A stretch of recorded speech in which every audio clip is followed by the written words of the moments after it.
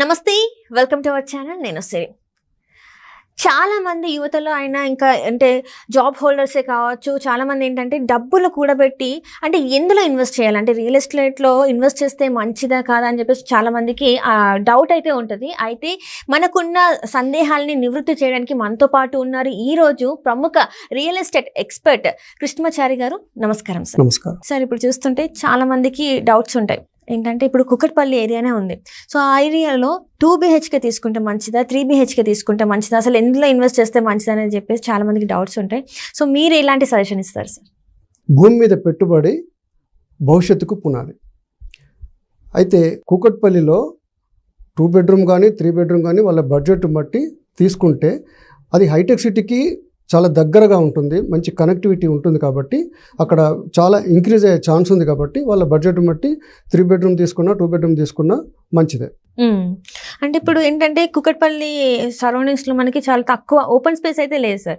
అపార్ట్మెంట్స్లోనే తీసుకోవాల్సి వస్తుంది, ఫ్లాట్స్ తీసుకోవాల్సి వస్తుంది. సో అందులో అంటే ఇన్వెస్ట్ చేస్తే ఓకేనా? అంటే చాలా మందికి ఉంటుంది డౌట్, అమ్మ మరి ఇక్కడ తీసుకుంటే ఓకేనా కాదా అని చెప్పేసి. సో వాళ్ళకి ఎట్లాంటి సజెషన్, అంటే ఫ్యూచర్లో ఇంక్రీజ్ అయ్యే ఛాన్సెస్ ఉంటాయి అంటారా? అవును, తప్పకుండా అండి. కుకట్పల్లిలో ఓపెన్ ప్లేస్ అనేది లేదు, ఎందుకంటే చాలా బిజీ ప్లేస్ అది. అపార్ట్మెంట్లో తీసుకోవాలి, కంపల్సరీ అపార్ట్మెంటే ఛాన్స్ ఉంది కాబట్టి అపార్ట్మెంట్లోనే తీసుకోవాలి. అయితే 2 బెడ్రూమ్ కానీ 3 బెడ్రూమ్ కానీ ఏది తీసుకున్నా కానీ అక్కడ ఇంక్రీజ్ అయ్యే ఛాన్స్ చాలా ఉంది. ఎంప్లాయ్మెంట్ కూడా చాలా ఉంది, నియరెస్ట్ హైటెక్ సిటీకి చాలా దగ్గరగా ఉంది. కాబట్టి ఐటీ సెక్టార్ వాళ్ళు కూడా అందరూ కుకట్పల్లిలో ఉండడానికి ఇష్టపడుతున్నారు. సార్, ఇప్పుడు అట్లనే ఇప్పుడు శంకర్పల్లి పేరు చాలా వినబడుతుంది సార్. ఏంటంటే ఇక్కడ కుకట్పల్లిలో ఇప్పుడు మీరు చెప్పినట్టు స్పేస్ ఏం లేదు. అయితే చాలా మంది ఈ మధ్య కాలంలో చూస్తుంటే మహేష్ బాబు గారి వైఫ్ నమ్రత గారు శంకర్పల్లిలో తీసుకున్నారు అని చెప్పేసి మనకి వార్తలు వస్తున్నాయి. అంటే ఎందుకు శంకర్పల్లిలో ఒకటేసారి ఇంత గ్రాఫ్ పెరిగిపోయింది, అంటే ఎలా చూడాలి? మరి అక్కడ ఇన్వెస్ట్ చేసే వాళ్ళకి మరి అది మంచిదేనా అంటారా? ఎస్, అయితే శంకర్పల్లి ఇప్పుడు చాలా క్రేజీ ప్లేస్ తయారైంది అక్కడ శంకర్పల్లి. ఎందుకంటే అక్కడ గ్రీనరీ చాలా బాగుంది. అండ్ ఇప్పుడు ప్రపోజ్డ్ రీజనల్ రింగ్ రోడ్ చాలా దగ్గరగా వెళ్తుంది. ఇప్పుడు బంజారా హిల్స్లో ఉన్న సెలబ్రిటీలంతా, పొలిటికల్ లీడర్స్ కానీ ఫిలిం ఇండస్ట్రీ వాళ్ళు కానీ, ప్రతి రోడ్లో ఇప్పుడు ఒకప్పుడు బంజారా హిల్స్లో ఒక 30 years బ్యాక్ ఎప్పుడో ఒక కార్ వెళ్ళేది, పొల్యూషన్ ఉండేది కాదు. కానీ ఇప్పుడు హెల్త్ మీద అవేర్నెస్ వచ్చి అందరూ శంకర్పల్లికి షిఫ్ట్ అవుతున్నారు. ఇప్పుడు చాలా క్రేజీ ప్లేస్ అండ్ చాలా ఇంక్రీజ్ అయింది. అక్కడ చాలా ఇప్పుడు ల్యాండ్ వాల్యూ కూడా బాగా పెరిగింది. అండ్ అక్కడ ఇప్పుడు ఉండడానికి మాత్రం శంకర్పల్లి చాలా బాగుంది. అంటే పొల్యూషన్ వైజ్ కానీ పొల్యూషన్ అసలు లేదు, మంచి గ్రీనరీ, ఉండడానికి బాగా కనెక్టివిటీ కూడా అక్కడి నుంచి డైరెక్ట్ ఫైనాన్షియల్ డిస్ట్రిక్ట్ కానీ గచ్చిబౌలికి కానీ మంచి కనెక్టివిటీ రోడ్స్ ఉన్నాయి. ఇప్పుడు శంకర్పల్లి చాలా క్రేజీ ప్లేస్ ఇప్పుడు అది. అంటే ఇప్పుడు మీరు చెప్పినట్టు ఇప్పుడు రీజనల్ రింగ్ రోడ్ గురించి మీరు మాట్లాడారు కదా సార్. సో అక్కడ ఎక్కడ ఇన్వెస్ట్ చేస్తే మంచిది అంటారు? మరి అంటే రీజనల్ రింగ్ రోడ్ ఆ పరిధిలో ఎక్కడ ఇన్వెస్ట్ చేస్తే మంచిది అంటారు? అయితే regional ring road very soon start కాబోతుంది. వెస్ట్ ప్లేస్లో ఆల్రెడీ ల్యాండ్ అక్వైర్మెంట్ అయింది. వెస్ట్ ప్లేస్లో అంటే ముంబై హైవే అది పెద్దాపూర్ నుంచి వెళ్తుంది. అండ్ సౌత్ ప్లేస్ తీసుకుంటే బెంగళూరు హైవేలో షాద్నగర్ నుంచి వెళ్తుంది. కాబట్టి ఇప్పుడు ఒకప్పుడు ఔటర్ రింగ్ రోడ్ ఒక 15 years back outer ring road రాకముందు ఒక 10 లక్షలు ఎకరం ఔటర్ రింగ్ రోడ్ వచ్చిన తర్వాత 10 times ఇంక్రీజ్ అయింది ఎట్ ఏ టైం. అండ్ ఇప్పుడు రీజనల్ రింగ్ రోడ్ కూడా సేమ్ అదే ఇంప్లిమెంట్ అవుతుంది. రీజనల్ రింగ్ రోడ్ దగ్గరలో చాలా వెంచర్స్ వస్తున్నాయి. ఎక్కడ ఇన్వెస్ట్మెంట్ చేసినా కానీ బాగా ఇంక్రీజ్ అయ్యే ఛాన్స్ ఉంది. ఎందుకంటే ఇప్పుడు గవర్నమెంట్ పాలసీ కూడా రీజనల్ రింగ్ రోడ్ వరకు ఉన్న ఇండస్ట్రీస్ కాటేదాన్ కానీ ఘటదాన్ కానీ మల్లాపూర్ కానీ జీడిమెట్ల కానీ ఇక్కడ ఇండస్ట్రీస్ అన్నీ గవర్నమెంట్ పాలసీ ప్రకారము రీజనల్ రింగ్ రోడ్ అవతలికి పంపిస్తున్నారు కాబట్టి రీజనల్ రింగ్ రోడ్ లోపల టోటల్గా రెసిడెన్షియల్ ఏరియాగా అనౌన్స్ చేస్తున్నారు. అండ్ ఇప్పుడు గవర్నమెంట్ రీసెంట్గా వచ్చిన కాంగ్రెస్ గవర్నమెంట్ కూడా ఔటర్ రింగ్ రోడ్ నుంచి రీజనల్ రింగ్ రోడ్ వరకు చాలా డెవలప్మెంట్స్ చేయబోతున్నారు. అండ్ ఇప్పుడు HMDA పరిధి ఇప్పటి వరకు 50 kilometers, హైదరాబాద్ నుంచి 50 kilometers ఉండేది. ఆ పరిధి కూడా పెంచుతున్నారు 60 నుంచి 70 kilometers వరకు. ఇప్పుడు రీజనల్ రింగ్ రోడ్ హైదరాబాద్కి 60 to 70 kilometers రేడియస్లో వస్తుంది. సౌత్ ప్లేస్ తీసుకుంటే బెంగళూరు హైవేలో రీజనల్ రింగ్ రోడ్కి వెరీ నియర్ ఎయిర్పోర్ట్ ఉండడమే కానీ ఆ రోడ్లో మంచి roadway, railway and airway 3 facilities ఉన్నాయి. కాబట్టి బెంగళూరు హైవేకి మంచి స్కోప్ ఉంది. అండ్ సేమ్ టైం ముంబై హైవేకి కూడా మంచి డిమాండ్ ఉంది. ఇప్పుడు రీజనల్ రింగ్ రోడ్ బెంగళూరు హైవేకి షాద్నగర్ నియర్ బై వస్తుంది. అక్కడ బాలనగర్ ఇండస్ట్రియల్ ఏరియా కానీ, సెజ్జులు, Rajapur pharma SEZ, Jadcherla textile SEZ and Shabad industrial corridor, ఇట్లా చాలా సెజ్జులు రాబోతున్నాయి. లక్షల్లో ఎంప్లాయ్మెంట్ ఉంది. షాద్నగర్ ఏరియా తీసుకుంటే ఒక 50 lakhs ఎంప్లాయ్మెంట్ నెక్స్ట్ 10 yearsలో రాబోతుంది. డైరెక్ట్ అండ్ ఇండైరెక్ట్ ఒక 50 lakhs ఎంప్లాయ్మెంట్ వస్తే కనుక అదొక సిటీ. హైదరాబాద్, ఇప్పుడు హైదరాబాద్, సికింద్రాబాద్ ట్విన్ సిటీస్ ఎట్లా ఉన్నాయో ట్రై సిటీస్ కాబోతున్నాయి. బెంగళూరు హైవే అంటే షాద్నగర్ కూడా వన్ ఆఫ్ ది సిటీ లాగా అయిపోతుంది. రంగారెడ్డి డిస్ట్రిక్ట్కి అది మెయిన్ రెవెన్యూ సోర్స్ ఉన్న city Shadnagar. Future Shadnagar near by regional ring road connectivity బ్రహ్మాండమైన ఫ్యూచర్ రాబోతుంది. ఇప్పుడు ఔటర్ రింగ్ రోడ్ ఎంతైతే డెవలప్ అయిందో సేమ్ రీజనల్ రింగ్ రోడ్కి ఇన్వెస్ట్మెంట్ చేస్తే కూడా ఇప్పుడు ఔటర్ రింగ్ రోడ్ లోపల ఒక 50,000 కంటే తక్కువ లేదు పర్ యార్డు. అదే రీజనల్ రింగ్ రోడ్ కూడా సేమ్ ఇంప్లిమెంట్ కాబోతుంది. ఇప్పుడు తక్కువ ప్రైజెస్లో వస్తున్నాయి కాబట్టి before regional ring road start కాకముందే ఇన్వెస్ట్ చేయడం ఒక మంచి ఆలోచన. సార్ అట్లనే ఇప్పుడు చూస్తుంటే Srisailam highway, Chilukuru road and ఇంకా శంకర్పల్లి, ఈ మూడు ప్లేసులలో ఎక్కడ పెట్టుబడి పెడితే మంచిది అంటారు సార్?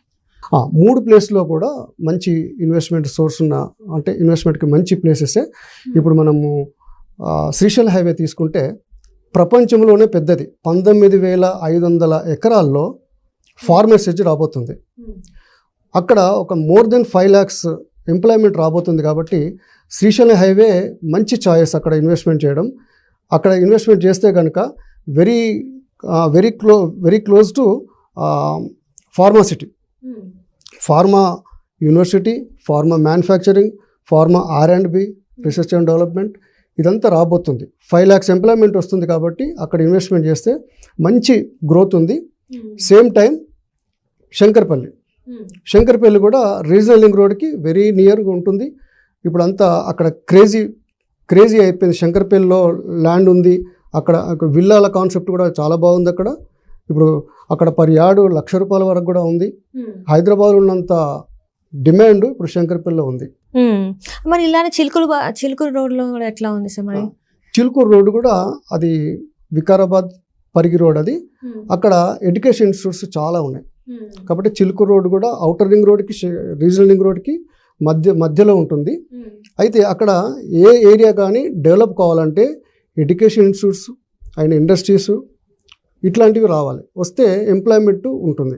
కాబట్టి పరిగి రోడ్ అంటే మీరు చెప్పిన చిలుకూరు రోడ్లో ఎడ్యుకేషన్ ఇన్స్టిట్యూట్స్ చాలా ఉన్నాయి, ఇంజనీరింగ్ కాలేజీలు కానీ అవి చాలా ఉన్నాయి. కాబట్టి అక్కడ చాలా మంచి ఫ్యూచర్ ఉంది. అక్కడ కూడా ఈక్వల్గా హైదరాబాద్కి 100 కిలోమీటర్ల లోపల ఎక్కడ ఇన్వెస్ట్మెంట్ చేసినా మంచి ఫ్యూచర్ ఉంది.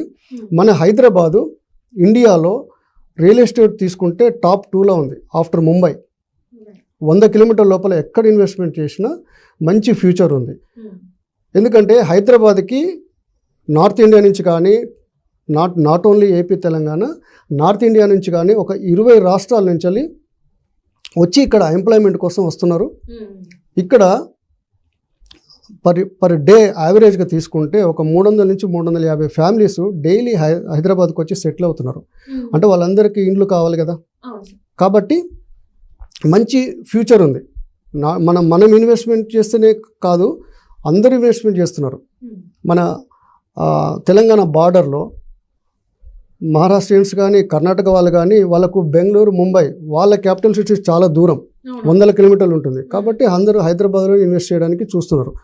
ఎందుకంటే మన ఇంటర్నేషనల్ ఎయిర్పోర్ట్ కనెక్టివిటీ ఉంది కాబట్టి ఇక్కడ ఇన్వెస్ట్మెంట్ చేస్తున్నారు. సో అట్లనే సార్ ఇప్పుడు ఏంటంటే చాలా మందికి డౌట్, అంటే రియల్ ఎస్టేట్లో పెడితే చాలా టైం పడుతుంది, దాని బదులు మరి బంగారం తీసుకుంటే బెస్ట్ అని చెప్పేసి కొంతమంది అనుకుంటారు. ఇందులో వాస్తవం ఉందంటారు. అంటే బంగారం తీసుకుంటే బెస్ట్ అంటారా, లేకపోతే డబల్ రేట్లో అంటే భూమి మీద ఇన్వెస్ట్ చేస్తే మంచిది అంటారా? నంబర్ 1 చాయిస్ భూమి మీదనే ఇన్వెస్ట్మెంట్ చేయాలి. బంగారం మీద నేను చూస్తే ఒక 20 ఇయర్స్లో ఒక 10 times మాత్రమే బంగారం వాల్యూ పెరిగింది. కానీ అదే రియల్ ఎస్టేట్లో 20 ఇయర్స్లో ఒక 40 times ఇంక్రీజ్ అయింది. అంత వేరియేషన్ ఉంటుంది. అన్ని పెట్టుబడుల్లో ల్యాండ్ మీద ఇన్వెస్ట్మెంట్ చేయడమే తెలివైన పని. ఖచ్చితంగా ల్యాండ్ ఇన్వెస్ట్మెంటే చాలా ఫ్యూచర్ ఉంది, చాలా ఫాస్ట్ గ్రోత్ కూడా ఉంది. ల్యాండ్ ఇన్వెస్ట్మెంటే బెటర్. అంటే ఇప్పుడు చాలా మంది ఏంటంటే వాళ్ళ దగ్గర చాలా తక్కువ అమౌంట్ ఉంటుంది. తక్కువ అమౌంట్లో మరి ఎలా ఇన్వెస్ట్ చేయాలి సార్ మరి భూమి పైన? అంటే బంగారం ఇప్పుడు ఒకవేళ ఒక తులం అనుకుంటే 60,000 62,000లో వచ్చేస్తుంది. అదే ఇప్పుడు ఒక 2-3 lakhs ఉందనుకోండి, ఒక 5 lakhs లోపే ఉందనుకోండి, ఎలాంటి ప్లేసెస్ మీద ఇన్వెస్ట్ చేస్తే మంచిది అంటారు? అంటే ఫార్మ్ ల్యాండ్స్ తీసుకుంటే మంచిదా, లేకపోతే సిటీ అవుట్స్కట్స్లో వాటిని ఇన్వెస్ట్ చేస్తే మంచిది అంటారా? సిటీ అవుట్స్కట్స్లో ఆ రేట్లలో కూడా దొరుకుతున్నాయి మనకి. Regional link road near by, నేను 100 కిలోమీటర్లు చెప్పినాను. Regional link road 60 to 70 kilometres డిస్టెన్స్లో వస్తుంది. దాని అవతల కూడా ఇన్వెస్ట్మెంట్ చేస్తే కూడా చాలా ఫ్యూచర్ ఉంది. ఇప్పుడు ఫామ్ ల్యాండ్స్ కూడా మనకు 3-4 వేలకు కూడా అవైలబుల్గా ఉంది. అయితే వాళ్ళ బడ్జెట్ బట్టి outer ring road to regional link road, regional link road అవతల కూడా ఇన్వెస్ట్మెంట్ చేసినా కానీ మంచి ఫ్యూచర్ ఉంది. ఎందుకంటే కనెక్టివిటీ రోడ్స్ అన్నీ వస్తున్నాయి. అండ్ రీజనల్ లింక్ రోడ్ అవతల మిడిల్ క్లాస్ పర్సన్స్ ఇన్వెస్ట్మెంట్ చేయొచ్చు. ఎందుకంటే హైదరాబాద్ గ్రోయింగ్ సిటీ, 4 దిక్కుల ఇంక్రీజ్ అయ్యే ఛాన్స్ ఉంది, ఎక్స్పాన్షన్ అయ్యే ఛాన్స్ ఉంది. ఫ్యూచర్లో ఇప్పుడు హైదరాబాద్ పాపులేషన్ 1,50,00,000.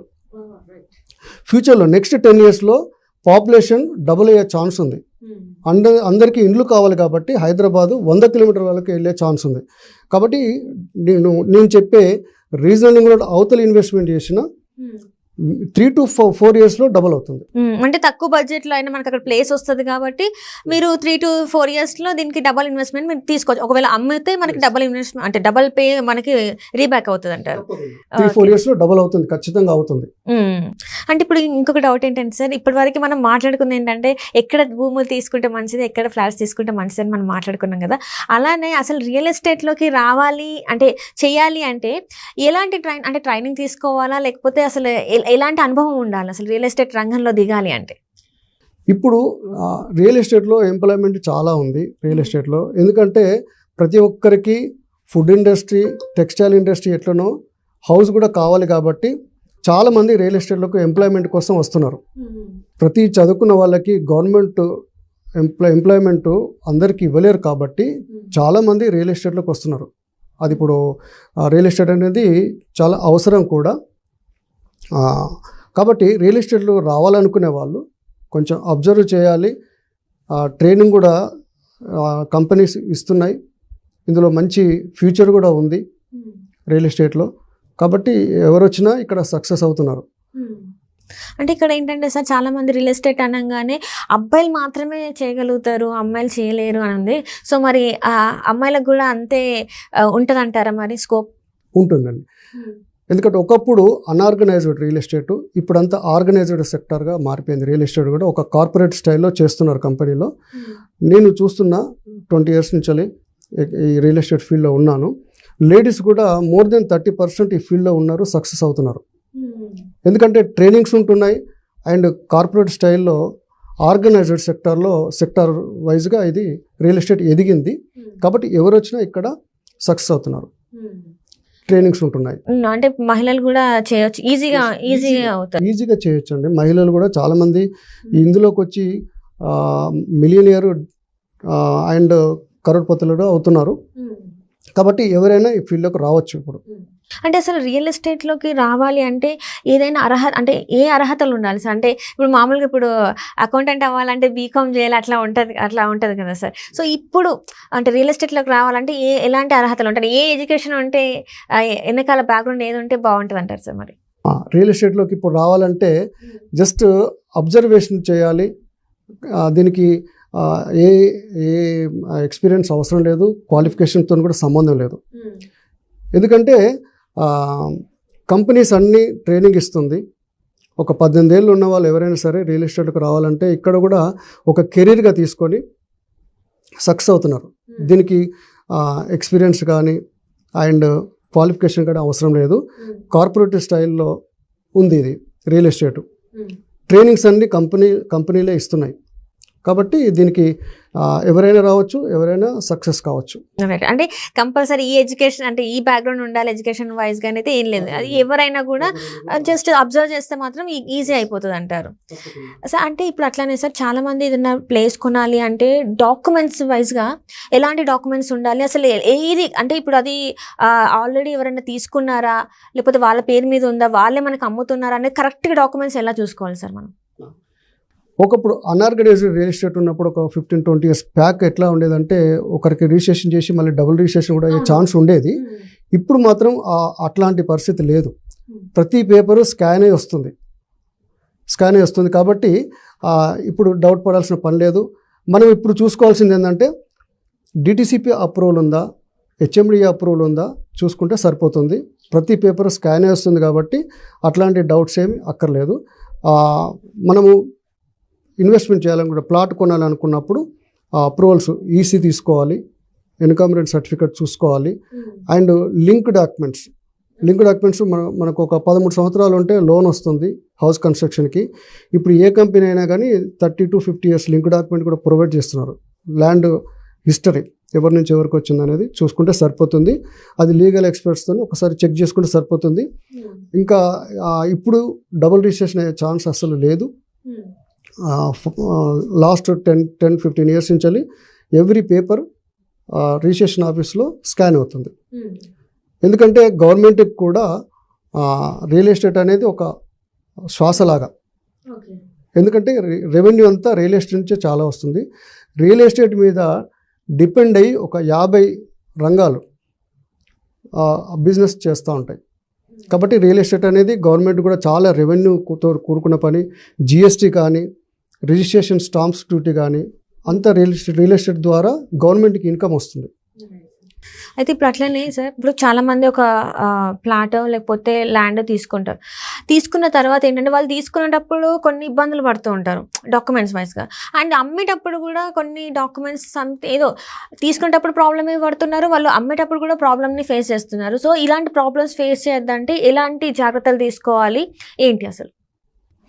ఫస్ట్ మనం ప్లాట్ తీసుకునేటప్పుడు ఆ కంపెనీ బ్యాక్గ్రౌండ్ చూడాలి. అండ్ వాళ్ళ దగ్గర ఉన్న డాక్యుమెంట్స్ తీసుకొని లీగల్ ఎక్స్పర్ట్తో ఒకసారి చెక్ చేసుకుంటే సరిపోతుంది. 99% ఇప్పుడు అంతా ఆన్లైన్లో జరుగుతూ ఉంది. అండ్ ప్రతి పేపర్ స్కాన్ అయి వస్తుంది కాబట్టి అట్లాంటి ప్రాబ్లం ఏం లేదు. ఒకసారి చెక్ చేసుకొని తీసుకున్న తర్వాత మళ్ళీ సేల్ చేసేటప్పుడు కూడా సేమ్ ప్రాసెస్ ఉంటుంది. ఒకసారి చెక్ చేసుకొని ఎవరైనా తీసుకుంటారు. కాబట్టి ఇప్పుడు ఆ ప్రాబ్లమ్స్ లేవు. ఒకప్పుడు అనార్గనైజ్డ్ రియల్ ఎస్టేట్ ఉన్నప్పుడు ఒక పేపర్ తక్కువ రిజిస్ట్రేషన్ అవుతుండే, అట్లా ప్రాబ్లం అవుతుండే. కానీ ఇప్పుడు అంతా ఆర్గనైజ్డ్ సెక్టర్గా అది కూడా ఒక కార్పొరేట్ స్టైల్లో